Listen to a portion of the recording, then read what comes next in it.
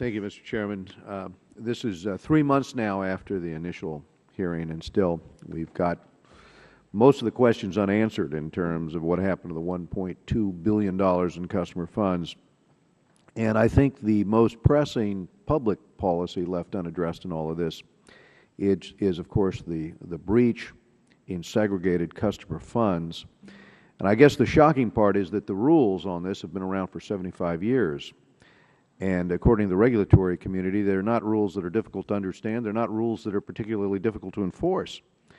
They're the foundation of the CFTC's customer protection regime.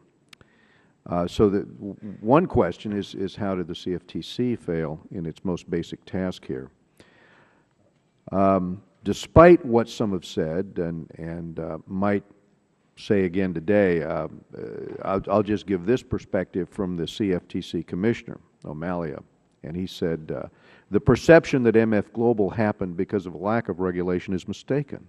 Both our governing statute, the Community Exchange Act, and our regulations require an intermediary, require MF Global to segregate futures customer funds.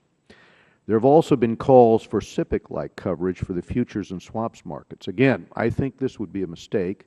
Expanding the safety net to this vast market would be unworkable and compound the moral hazard problem already present throughout much of our financial sector. It does appear, however, there are several steps that can and should be taken.